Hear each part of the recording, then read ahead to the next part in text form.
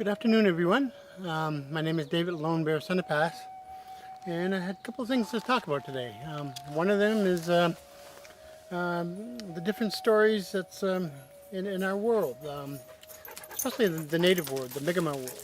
We talk about our ancestry and how our ancestry affects our past and affects our future. And part of that future that we're talking about right now is that what's going on today. There's thousands and thousands of different tribes out there of Native American. And I just wanted to explain a little bit today where the Mikmaq comes from and who am I? I think that the best question is like, what am I doing out here in this world telling these stories? I think all the stories that we know, from Mary Had the Little Lamb to Little Bo Peep, it has a meaning to it. But sometimes the key meanings that we see and the good stories, bedtime stories, Mother Goose and everything else. But what story do we relate to in our world? I know that my dog is going crazy on me. I know that a lot of the stories that I tell, I tell a story about how we became getting our flutes in our heritage, is that, our flute music is from the most beautiful bird that had a beautiful sound, and I end up giving up his voice so we can speak. That's quite a long story. But that's one of the stories that I tell to people, and I'm probably going to tell that more in the future, and I might even make a video on it, that story. I think too that we are making our own stories today. We are out there doing all the different things in the world, a lot of good things and bad things, but I'm finding that we are reenacting the past. That we are coming up to a pivotal point in our living, in our cultures, that we're coming up to more of the dark ages of what spirituality is. I know that when we say that the dark ages, you think of what the dark ages was, it seemed like it was dark times. We're learning different things, learning about what spirit is and what spirit's not, that misrepresentation that we always have of different things. Right now that we are acting those out. I've been to Sedona and several other places that I'm trying to figure out what the true spirit means. I just recently talked in several places, and I find that being open and being open-minded is two different things. That we're open-minded and says, what is the true spirit? And somebody said, well, it's happiness. And yeah, that's true. Happiness is true spirit. But what are we doing with it? What are we doing with all the technology out there in the world and being able to go around the world and speak and talk about stories? I'm in the woods right now, walking through the woods, and nobody's around except me and my dog. We'll find that I don't hear the woods whisper. I don't hear the birds talking. I hear sounds, but I don't hear all that when you're out here. But we sure make up stories to say different things. Being one with nature, I think you can only be one with nature for about 6 or 7 hours until you get hungry. So what does that have to do? Are they spirits out in these woods? Are they ghosts out in these woods? Are they aliens out in this woods? But if you look around, sometimes it's pretty quiet. What makes it real is the human experience, is that we're out there in the world doing all these stories, and we find them out there, but when you come out here, the true sense comes out into the woods. I see trees, I see birds here and there. My dog is wandering through the woods, but the true spirit's right here, inside of us. And when I say it's inside of us, that we are practicing that today. We're going day to day, thinking what we're doing, from prayer to ceremonies to different things out there that we think that brings spirit out. Maybe it does. So maybe I might be completely wrong. But it says in the Mikmaq teachings, in the Copper Scrolls, the first vibration is kindness. And kindness to yourself. And a lot of people say, what does that mean? Well, you look in the mirror each day and you look at that person, and that person looks back at you and kind of mimics what you do.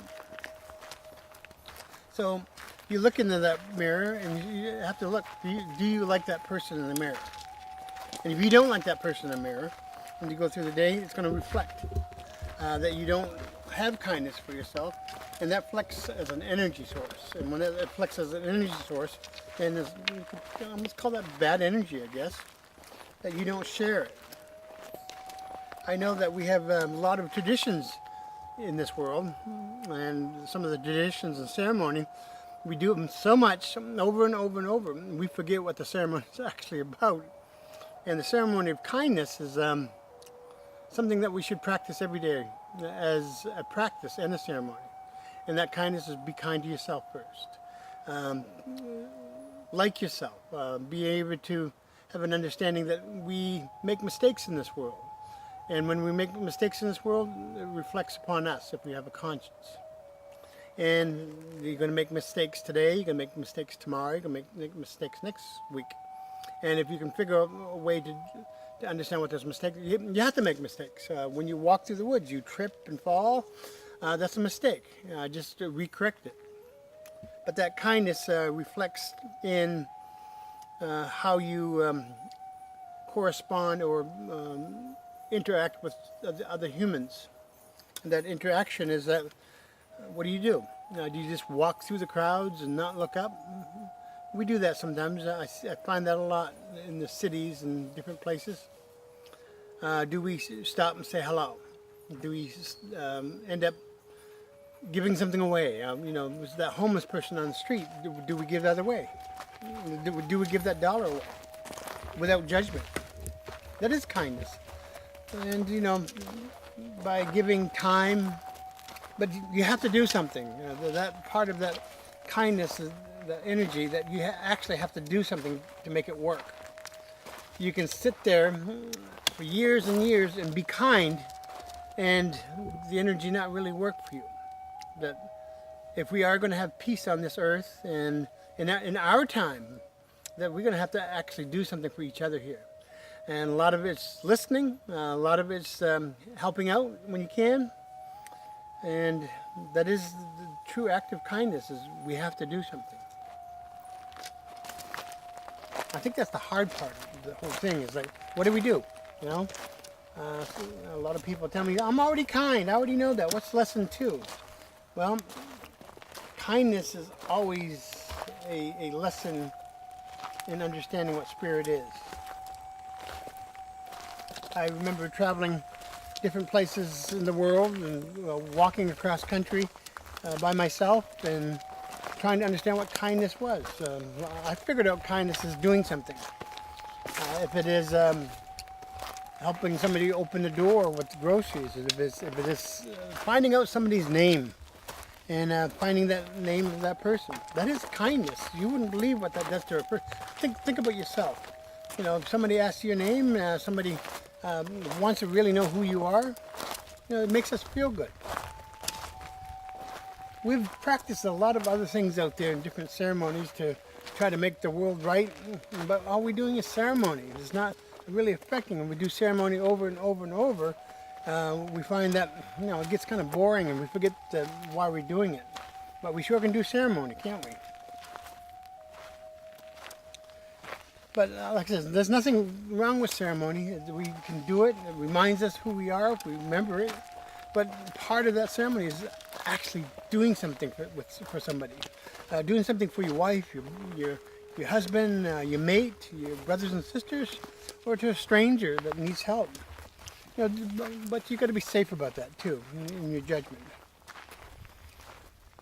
I think that's kind of my message when I'm up there speaking, is that, yeah, I have some great stories and all that, but if we are going to achieve anything in this world, anything, we're going to have to talk to each other.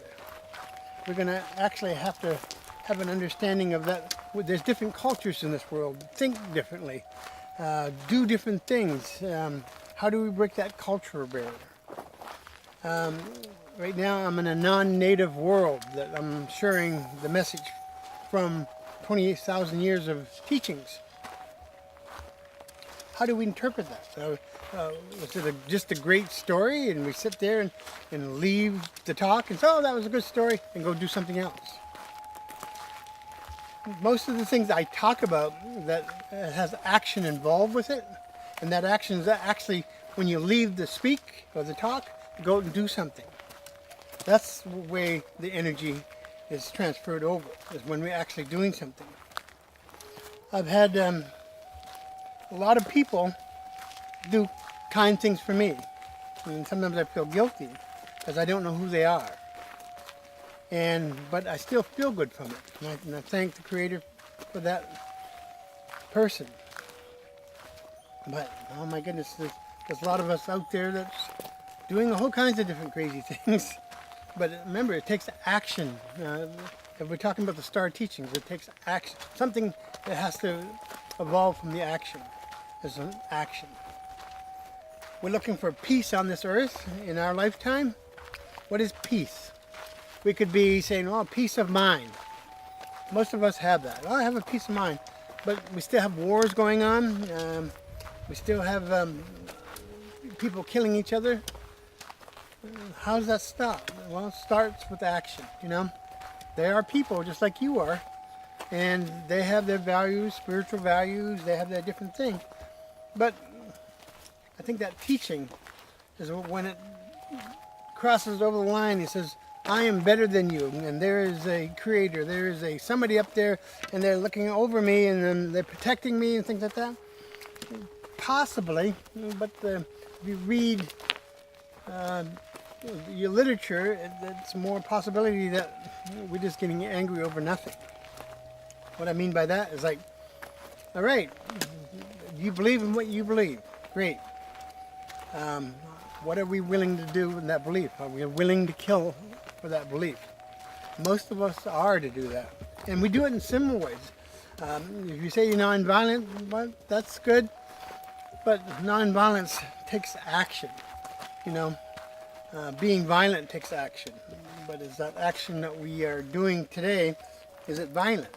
And some of us say, no, it's not violent, I'm doing this and that. But are we set in our ways? Are we open to the possibilities of the actual vibration of kindness? I think that's the hardest, because we are looking for results in a lot of these teachings. They're teaching out there, you get a manual, you get a certificate, you go to classes that cost you $2,000 a weekend.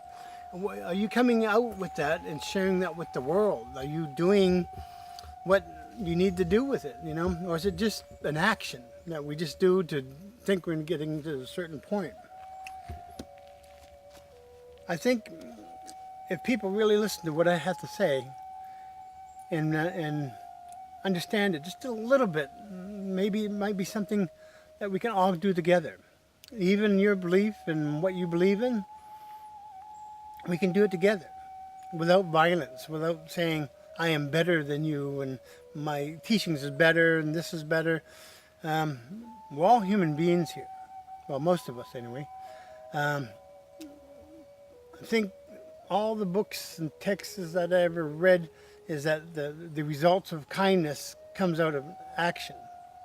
Love is good, but we've been practicing love for a long time and we still have wars. I think that the understanding of the spiritual kindness, that what I'm talking about, you know, I'm not writing any books or giving you any manuscripts how to do this. It's in our nature to do this, but most of us kind of go in a different direction. That we think we need some sort of spell or a formula for kindness. I'm finding that over the years that I've been out there speaking, that people are not kind to me in the teaching sometimes, you know. They say, oh, that's good, but, you know, this is greater, you know. just have more power. I put my power into this thing and find out it's just a thing, you know, no matter what it is. It's part of nature. But like anything else, what are we putting our power in today?